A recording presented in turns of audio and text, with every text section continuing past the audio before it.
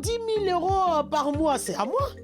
Mon 5 000 euros par mois, c'est à toi. Il n'y a aucun souci.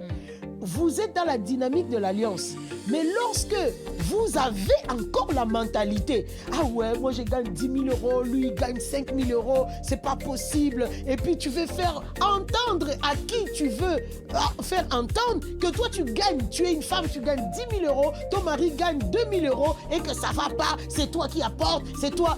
Hey! Tu vas aller nulle part avec ça. Tu ne seras même pas épanoui, même si tu gagnais 20 000 euros.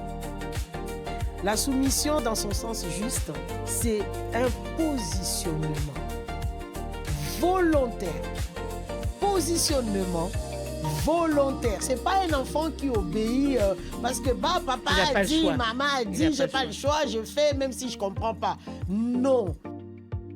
Une aide est soit égale à celui qui vient aider, soit supérieure à celui qui vient aider. Et lorsque une femme est supérieure à celui qui vient aider, il te faut juste énormément de doses de sagesse pour savoir te canaliser et savoir rester à ta place, à ton positionnement pour être efficace auprès de celui que tu es venu aider. Bonjour, Pasteur Joly. Bienvenue pour ce nouveau podcast Écho d'en haut. Alors nous voulons remercier toute notre communauté.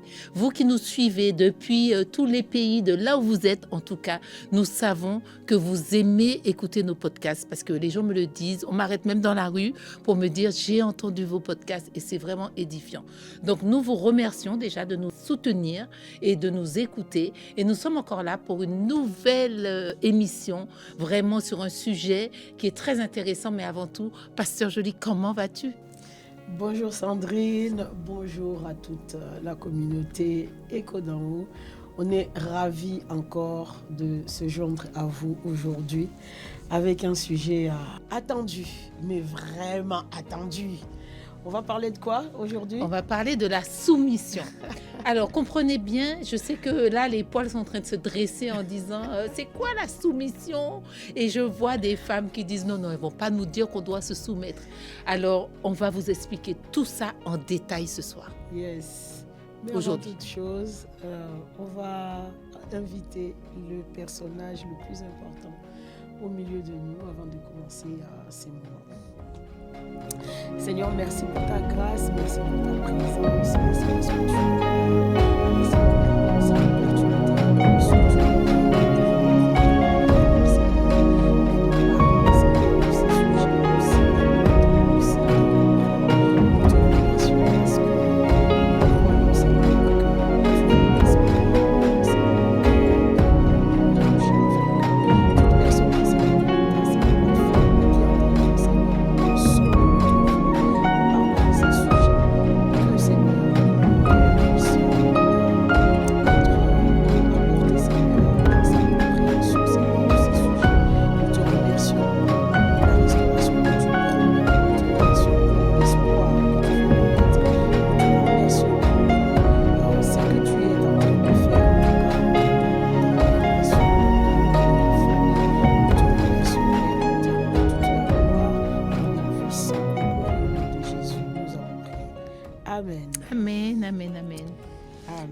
Alors, nous l'avons dit, nous allons parler de la soumission.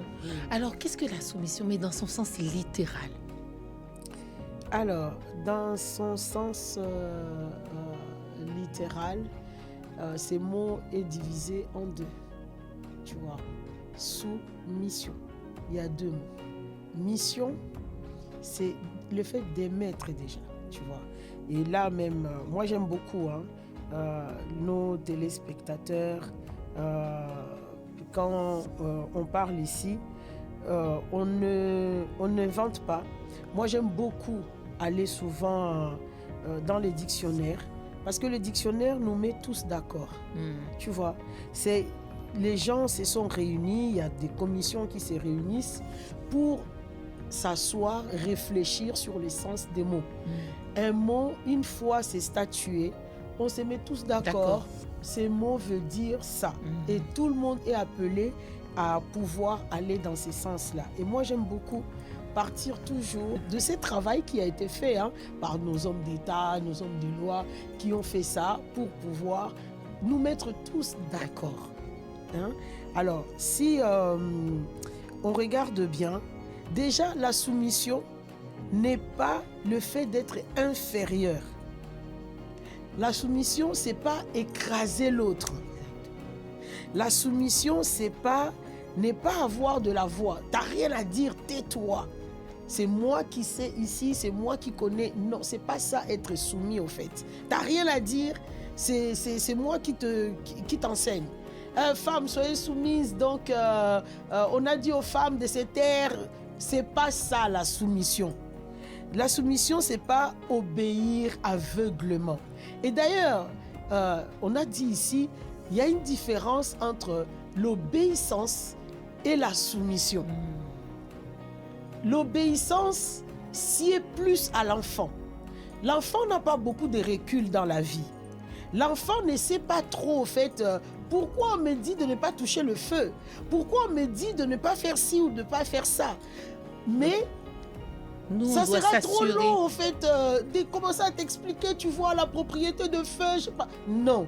On doit s'assurer que l'enfant obéisse. Obéis, point barre. Que tu comprennes, que tu ne comprennes pas, tu obéis. Un jour, tu comprendras. Bien sûr.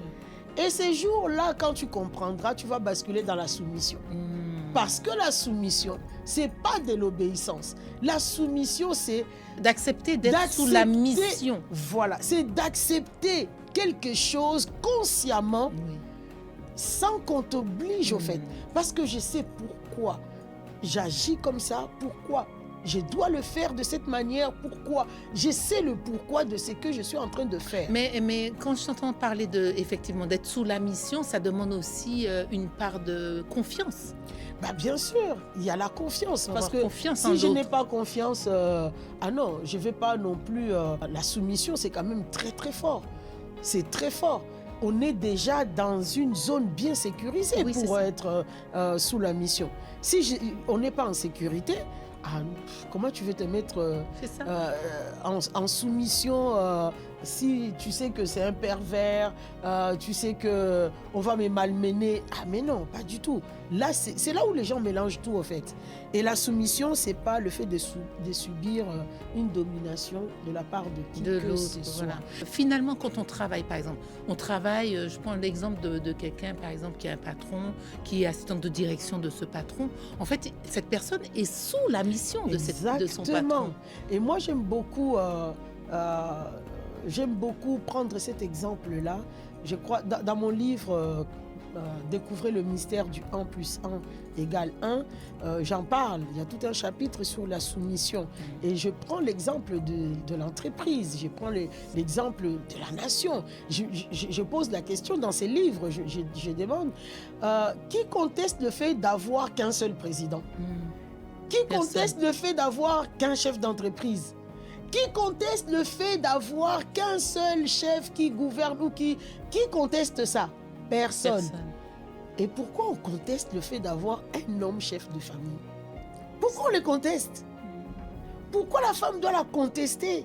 Alors moi, je ne vais peut-être pas dire que les femmes contestent, mais c'est que c'était tellement mal expliqué, mal exprimé et aussi mal vécu. Parce que beaucoup en ont usé de force, de gré, qui fait que les gens maintenant, quand on dit soumission, je sais que ça fait dresser les poils. C'est clair que tout commence dans la Genèse. Bon, avant de rentrer dans la Genèse, je finis avec mon histoire de la définition. En bref, la soumission, dans son sens juste, c'est un positionnement volontaire. Positionnement volontaire. C'est pas un enfant qui obéit parce que papa a dit, maman a dit, j'ai pas le choix, je fais même si je comprends pas. Non. Là, c'est la base du volontariat. Exactement. C'est un positionnement volontaire dans une relation. Je me positionne ici volontairement dans cette relation que j'ai avec la personne. Deuxièmement, c'est choisir de ne pas fonctionner seul. Très important, on va y revenir. Et troisièmement, c'est le fait de reconnaître une dynamique d'ordre pour construire l'unité. Alors, sur cette base, Je veux nous amener dans le livre de la Genèse. Là où commence la rébellion. Enfin, là où commence... là où tout a commencé. Là où tout a commencé. D'ailleurs, livre de la Genèse, c'est le commencement. Alors, tout commence où avec cette histoire de la soumission? Premièrement, il faut comprendre que Dieu a fait le choix de créer l'homme, de créer l'humain. Il aurait pu créer l'humain, tu vois. Il a créé l'humain, mais il a choisi de générer deux types, ou encore, il a créé l'esprit humain, mais cet esprit humain, lorsqu'il le met dans la dimension de la matière, il choisit de le mettre dans deux vases différents. Dans le vase homme et dans le vase femme. Ça, c'est déjà quelque chose de super important. Ils sont pareils, ils sont égaux, ils ont été créés le même jour. Il n'y a pas... non, ils sont égaux. Il n'y a pas de différence. Dieu n'a jamais dit l'homme est supérieur à la femme. C'est faux. Il n'a jamais dit ça. L'homme et la femme sont égaux. Ils ont été créés le même jour. Ils ont été créés, sauf que lorsque on les envoie en mission, justement, Dieu choisit de le mettre dans deux vases différents. Pourquoi? Parce que le fait de le mettre chacun dans un vase différent, ça correspond à la mission que chacun a apportée. Tu ne vas pas faire un gâteau dans une cocotte minute. La mission de la cocotte minute, c'est de nous faire bœuf carotte, tout ce que tu veux. Moule à gâteau, c'est pour nous faire un beau gâteau au chocolat. Donc, chacun a sa mission. Donc, une fois, ils sont créés égaux, identiques, ils sont pareils, mais lorsqu'il les envoie sur le terrain de la mission, il le met dans deux vases différents, correspondant à chacun de la mission pour laquelle ils sont venus sur la terre. Une fois il les a mis dans deux vases différents, Dieu fait un choix terrible et bizarre. Terrible et bizarre, pourquoi je dis ça? Même Dieu est bizarre. Dieu est bizarre. Vraiment, je peux vous dire, Dieu est vraiment bizarre. Il faut le connaître, il faut le comprendre. Il faut comprendre. Et une fois sur la terre, on voit qu'il fait le choix de cacher la femme, de cacher l'autre côté dans l'homme et de manifester qu'une partie, au fait. Bon, on voit celui qui est dans le vase homme apparaître et celle qui est dans l'autre vase, on le camoufle sous l'autre, le temps que l'autre, le premier qui a été manifesté. Et on sait dans la pensée de Dieu que tout ce qui est premier, il y a un autre message derrière. Tout ce qui est premier pour Dieu, il y a un autre message derrière. Tu es premier, tu es le chef, tu es le leader, tu es le responsable. C'est ça qui se cache. C'est à toi qu'on donne la responsabilité. Exactement. Et il le dit dans la Genèse, il a donné à l'homme la responsabilité de la terre. Exactement. Dans son langage codé, on a déjà compris. Pourquoi il a caché l'autre et il a manifesté le premier. On sait que c'est lui qui est le premier. Il a une responsabilité. Tu as un manteau. Tu as un type de manteau de responsabilité. Et quand tu vois dans le récit, il est là, il navigue et tout. À un moment donné, Dieu lui dit, vas-y, nomme. Le fait de nommer, on voit, il n'y a pas photo. On ne peut que nommer lorsque on prend l'ascendant sur. Adam qui a reçu, le premier homme qui a reçu le mandat de nommer, on comprend que on lui donne l'ascendant. On lui donne la responsabilité, l'autorité sur la créature, sur tout ce qui est dans l'univers. Et il y a un mot important. Quand il a fini de tout nommer, Dieu vient, il lui dit, il n'est pas bon que l'homme soit seul. J'ai entendu des gens dire, Dieu a dit il n'est pas bon parce que l'homme s'ennuyait, il était dans la solitude. C'est faux. Il lui manquait un morceau. Non, pas du tout. Pas du tout. Il n'a pas souffert de la solitude. Et d'ailleurs, aujourd'hui, on a la difficulté, on se bat avec les hommes parce que l'homme aime beaucoup sa solitude. L'homme peut être marié, il est là dans son foyer et tout. Il aime trop rester dans son coin. Il aime trop rester dans sa bulle. Il aime trop. Il faut vraiment tout le temps aller le chercher. Il est créé comme ça, en fait. L'homme ne souffre pas de solitude. Bon, bref, ça, c'est encore une autre histoire. Surtout à cette époque-là, je veux dire, aujourd'hui, on peut se dire, oui, quelqu'un souffre de solitude parce qu'il a connu une femme. Ouais. Mais quand tu n'as jamais connu de femme, exactement, qu'est-ce que tu vas souffrir de solitude? Qu'est-ce que tu vas sentir de Il était dans le jardin, il était bien. Exactement. Et tu vois, du coup, lui, quand Dieu constate qu'il est bien dans ses baskets, qu'il est bien dans son manteau de leader, qu'il est bien dans son manteau de prise de responsabilité, il dit enfin, l'autre vase peut venir t'accompagner. Je vais te créer une aide. L'autre va venir à côté de toi.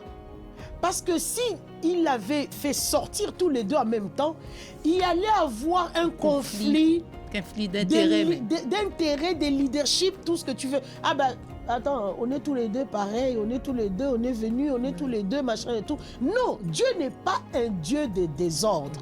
C'est un Dieu d'ordre.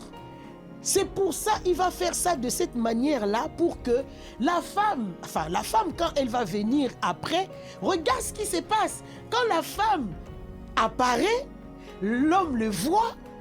Oh, mais oh, voici. Toi, je te connais. Il le reconnaît parce qu'il était au-dedans de lui.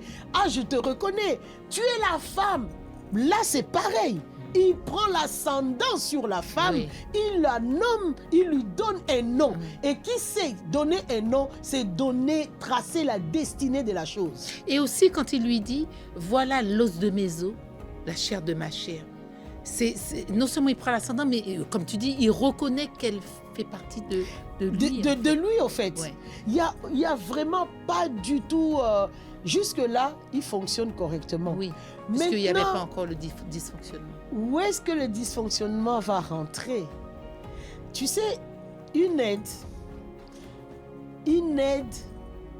je ne peux pas prendre quelqu'un comme aide, quelqu'un qui est moins fort que moi dans le domaine. Bien sûr. Une aide, elle va te porter un plus. Une aide. Une valeur ajoutée. Une valeur ajoutée. Une aide, soit il est égal à toi, soit il est plus fort que toi. Tout à fait. Ça, c'est une aide. Et c'est ça la femme. Le piège de la femme, c'est d'être autant plus fort que l'homme, mais d'être choisi pour être sous la mission. Aïe! Ça me redonne le sourire. Faut comprendre la subtilité. La subtilité de la chose, c'est que Dieu, c'est frustrant. Hein? Mais là, c'est ce que je me dis. Je me dis, mais est-ce que nous, femmes, on a compris qui nous sommes? Beaucoup de femmes ne le savent pas et ne le comprennent pas. Au fait, premièrement, femme, il faut que tu prennes conscience que, au fait, tu es dangereux. Tu es une aide, tu es appelé aide. Non pas parce que tu es faible, mais tu es appelé aide. Parce que tu es... Au fait, la définition de l'aide, je suis désolée, c'est ça. Une aide est soit égale à celui qui vient aider, soit supérieure à celui qui vient aider. Et lorsque une femme est supérieure à celui qui vient aider, il te faut juste énormément de doses de sagesse pour savoir te canaliser et savoir rester à ta place, à ton positionnement pour être efficace auprès de celui que tu es venu aider. Tout en sachant que tu es plus fort. Tout en sachant. Non, mais c'est extraordinaire. La femme qui a compris ça, je pense que son mariage, là, ça roule. La femme qui comprend ça, non, franchement, vous avez la paix chez vous, en fait. Je connais mon identité. Je sais qui je suis. Je ne me bats avec personne. Je ne me bats avec aucun positionnement. Je suis bien là où je suis. Je connais ma valeur. Mais la femme qui n'a pas compris, et je crois que c'était le problème de la femme au début, au commencement, elle ne l'avait pas compris. Elle ne l'avait pas compris. Pourquoi elle ne l'avait pas compris? lorsque l'ennemi se camoufle dans le serpent, parce que être sous la mission, être soumis à quelqu'un, c'est être dans son positionnement, à sa place. Tu laisses l'autre rester responsable, tu laisses l'autre rester leader, tu laisses l'autre rester le chef, mais tu restes à ta place. Et dans la sagesse. Et dans la sagesse, je ne peux pas m'autoriser à faire quelque chose. Tout type d'initiative sans lui, sans celui qui est le chef. Tu ne peux pas. Et c'est ça le problème.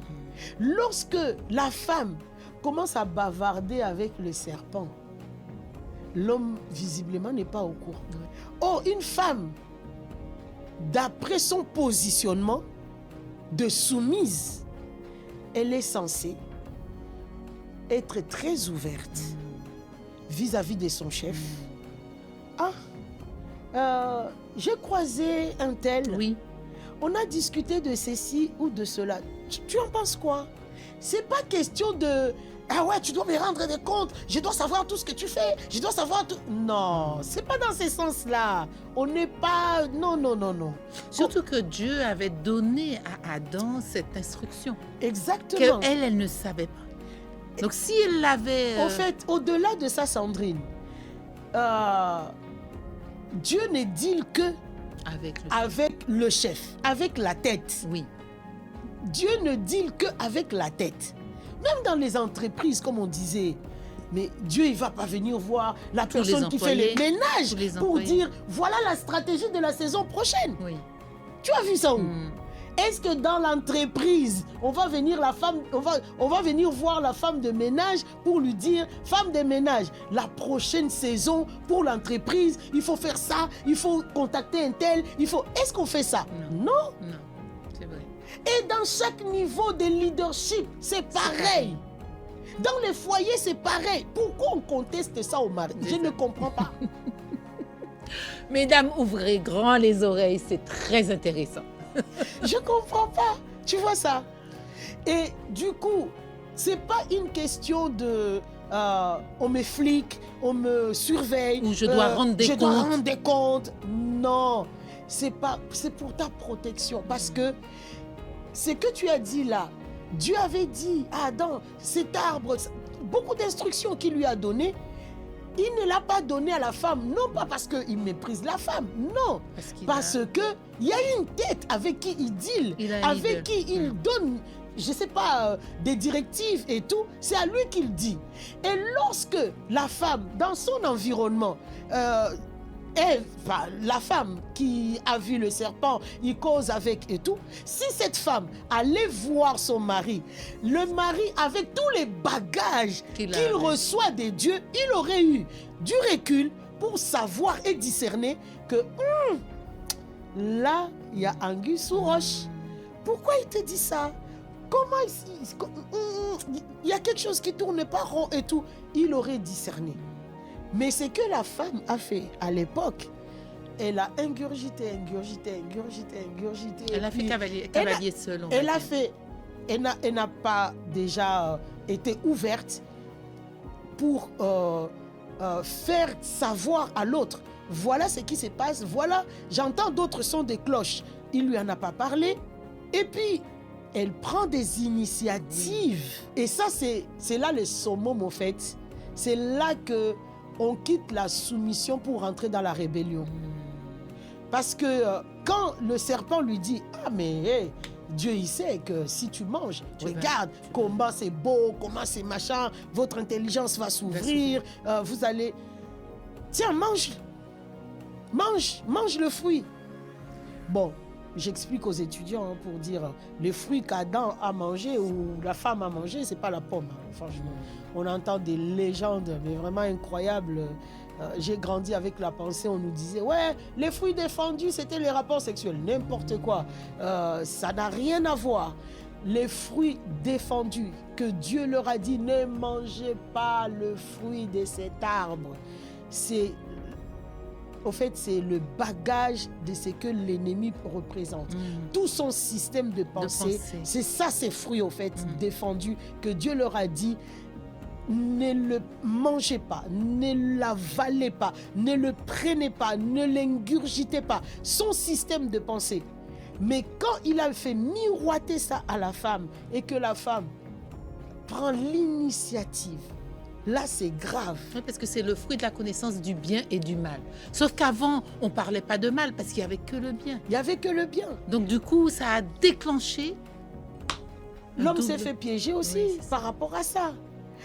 C'est grave parce que autant quand il bavardait seulement avec le serpent et qu'elle n'en parlait pas à son mari de quoi elle parlait avec le serpent, bon, pourquoi pas. Mais là, tu vas passer à l'autre étape. On te dit, mange. Et tu n'as même pas le réflexe d'aller retourner voir l'autre pour demander, hey, regarde, on me dit de... Je mange ou je ne mange pas. Tu as déjà mangé. Et après, elle vient vers son mari pour lui dire, tiens, mange. Et c'est là où, en fait, aujourd'hui, on voit des couples. Et c'est pour ça qu'on travaille beaucoup à Écho d'en haut, pour ramener les couples à un équilibre. Parce que c'est ça aussi qui fait qu'aujourd'hui, les hommes, en tant que leaders, ils ne sont plus à leur place, en fait. Ils ne sont plus à leur place. Ils sont trop contestés. Sincèrement, moi, je le dis toujours, je n'aimerais pas être un homme. Quand j'étais enfant, je me plaignais. Ah, mais pourquoi je suis une femme? N'importe quoi, les hommes. En plus, j'ai grandi au milieu des hommes, tu vois. J'avais que 2 frères. Ma grande sœur, elle avait grandi depuis. Elle s'est mariée, j'avais 8 ans. Tu imagines? Donc, le reste de ma vie, là, j'ai vécu au milieu des garçons. Et je me disais, mais oh là là, j'aurais dû être un homme. Franchement, la vie des femmes, n'importe quoi et tout. Mais franchement, aujourd'hui, pour rien au monde, je suis bien à ma place. L'homme, non. L'homme est combattu. Dans sa propre maison, l'homme est combattu. Il est incompris. Il va faire un pas. Hey, on va les tirer vers le... Je ne sais pas où. Non. En fait, tout a commencé là. Le fait que la femme a refusé d'être sous la mission de son mari, en débordant, en ne restant pas dans son positionnement, tu vois, dans ses cadres où elle devait rester, en respectant. On a déjà vu ici, il y a 2 types d'honneur qu'on doit à un homme, de respect à un homme. Le respect classique qu'on donne à tout le monde, homme, femme, on a tous droit au respect. Mais il y a un type de respect qu'on doit à l'homme parce que c'est un homme, parce que c'est un leader. On ne peut pas lui manquer ce type. Et ce type de respect, c'est ce que la femme a manqué à son mari. Il n'a pas respecté comme chef, comme leader, comme responsable, au fait. Elle a pris les initiatives d'elle-même et elle est partie présenter ça à son mari pour dire, voilà, on va faire ça. Et le mari, pourquoi on a chuté? Pourquoi l'humanité a quitté de son positionnement de leader de la création, de l'univers, tout ce que tu veux? Pourquoi il a chuté à ce type de positionnement, au positionnement où même les moustiques le fatiguent? Même le moustique que tu peux écraser comme ça, le moustique fatigue l'homme. Quelle chute! C'est énorme. Et tout ça, pourquoi? On ne comprend pas non plus. Moi, le jour où je verrai Adam, je lui poserai la question, au fait, pourquoi tu as accepté de manger, au fait? Tu aurais pu dire, non. Je sais qu'on ne doit pas. Mais si on part dans ce raisonnement, ça veut dire qu'il y aurait eu un monde d'hommes et un monde de femmes. Bon, en tout cas, il n'y aurait même pas eu le monde d'hommes et de femmes, parce que de toute façon... En tout cas, il a eu raison de faire comme il a fait. On lui fait confiance, même si on ne comprend pas. Peut-être qu'on n'a pas la connaissance en question aujourd'hui. C'est pas grave, mais est-il qu'il faut qu'on avance. La soumission qu'on demande à la femme, c'est pas le fait de se sentir écrasé. Je crois que là encore, l'ennemi a mis son grain de sable pour envenimer la chose, pour mettre l'huile sur le feu. Et le chaos dans les Les mariages. chaos dans le couple, dans le mariage, pour qu'ils soient en guerre, alors qu'il n'y a Au lieu même pas d'être de alliés. raison. Alliés. Au lieu d'être alliés, alignés tous les deux, chacun à sa place, pour bien être en harmonie et travailler l'unité dont la définition nous parle. Parce que sans ordre, c'est les chaos. Oui. Sans ordre, c'est les chaos. Et il faut bien qu'il y ait quelqu'un de désigné pour maintenir l'ordre. Même dans des classes, CP, tout ce que tu veux. Tu vas voir l'enfant, c'est quoi le chef de classe? Mais il y a bien une maîtresse, non, dans la classe? Pourquoi on choisit un chef de classe parmi les élèves? Les élèves. Parce que les organisations humaines, là où il y a l'homme, il faut de l'ordre. Et qui dit l'ordre, il faut une tête. Il faut quelqu'un qui prend la responsabilité de tous. Alors, quelle est cette société où on ne veut pas que le mari puisse avoir ce pouvoir d'être le chef dans son foyer pour que l'ordre règne? Parce que qui dit l'ordre? L'apôtre Paul dira dans ses épîtres, Dieu n'est pas un Dieu de désordre, mais un Dieu, pas d'ordre, de paix. De paix. Et là où il y a la paix. Tu vois, ça veut dire que, au fait, Dieu, hein, même dans son désordre, on peut trouver la paix. Dieu n'est pas un Dieu de désordre, mais Dieu est un Dieu de paix. Moi, ça m'emmène, je suis en train de penser, et c'est pour ça que j'étais... Mais, messieurs, réveillez-vous, reprenez votre place. Quand je t'entends, vraiment, je me dis, waouh, mais où sont les hommes? Non, réveillez-vous, reprenez votre place dans la société et faites régner l'ordre. Ouais. Et la mission de l'homme, moi, j'ai déjà fait, je crois, un petit podcast comme ça aussi sur la mission réelle de l'homme, c'est l'ordre, maintenir l'ordre.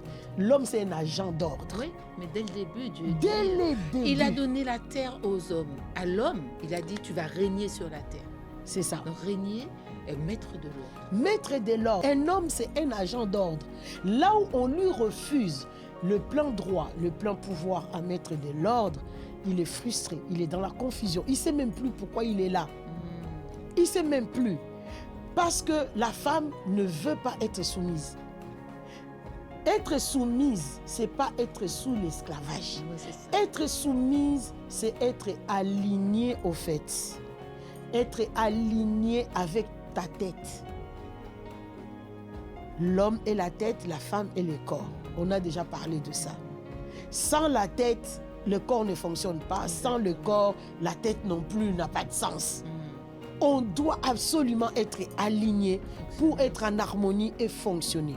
Mais si la femme, tu te laisses séduire par des discours que tu entends à gauche, à droite, parce que oui, je suis, moi aussi j'ai de la valeur. Mais on sait, tu n'as pas à faire la compétition avec qui que ce soit. Tu n'as pas à te prendre pour inférieur et que tu dois prouver à quelqu'un, à ton mari, que tu sais aussi quelque chose, que tu as aussi de la valeur. Vous n'irez nulle part avec ça. Et ça m'emmène à dire aussi que c'est pas bien de raconter la façon dont ton mari fonctionne. Tu appelles des copines, ouais, il est comme ci, il est comme ça. Le retour qu'elle va te faire, c'est jamais un retour, ce sera toujours un retour par rapport à elle, à ses propres prismes en fait. Et c'est pour ça que je vous invite encore une fois à contacter Pasteur Joly qui, elle, est dans le relationnel de la famille et du couple parce que c'est important de parler à la bonne personne pour avoir un bon retour. Exactement. On sait que relation couple, si on dit que tout va fonctionner correctement, bon, on se trompe, hein, Oui. on se ment aussi, c'est clair. On vient des milieux différents, on est différents. C'est un homme, moi je suis une femme. Son éducation, son environnement, sa culture, il y a tellement... De En fait, choses. c'est comme si dans le couple, c'est fait exprès pour être différent en tout et pour tout. Mais là où tu vas prouver ta valeur, les défis, c'est de faire asseoir l'unité, de travailler l'unité. Là où on était complètement opposés, dans tel domaine, dans tel domaine. Il mange du poulet avec du riz. Du riz avec du sel. Moi, je mange sans sel. Il mange, il aime le rouge. Moi, j'aime le noir. C'est comme ça. C'est là où tu vois des couples, ouais, on aime les mêmes choses. C'est faux. Il faut arrêter. Ce qu'il faut chercher dans l'essence, dans la relation dans le couple, c'est d'avoir les choses profondes, similaires, tu vois. Les valeurs, ça, c'est, oui, ok. Mais dans des trucs apparents, là... C'est pas la peine. Mais vraiment, les femmes, je vous en supplie. Je vous en supplie, chères femmes. Tu n'as pas à faire compétition avec qui que ce soit, avec ton mari ou je sais pas. Si ça ne va pas, que tu ne comprends pas, comme dit Sandrine, ne cours pas à l'eau tout le monde là. Franchement, déjà, tu es en train de déshonorer ton chef, ton mari. Et tu ne vas pas aller loin avec ça, en fait. Sa nudité ne doit pas être exposée. Tu dois être la première à la couvrir, à la cacher, au fait. Ça, beaucoup vont me dire, mais oui, mais ça veut dire que je dois tolérer n'importe quoi. Non, tu es une aide. N'oubliez jamais, une aide, sa force est soit égale à celui qui est venu aider, soit supérieur à celui qui est venu aider. Ça, c'est méga important.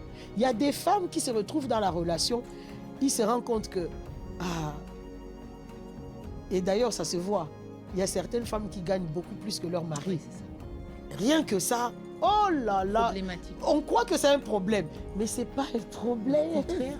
C'est justement, c'est pas du tout un problème. Et même de la part des hommes, il y a des hommes qui sont complexés par rapport à ça. Ne soyez surtout pas complexés. Si vous êtes dans la dynamique de l'alliance, ce qui est à toi et à moi, ce qui est à moi et à toi. Mais je suis détendu. On est ensemble. Ton 10 000 € par mois, c'est à moi. Mon 5 000 € par mois, c'est à toi. Il n'y a aucun souci.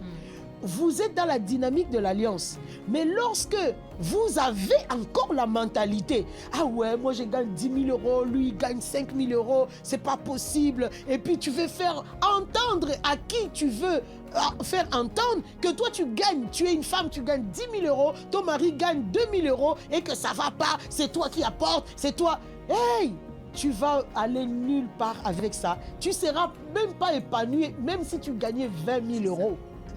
Parce que ton essence même, le sens de ta vie, tu vas les trouver dans ton positionnement.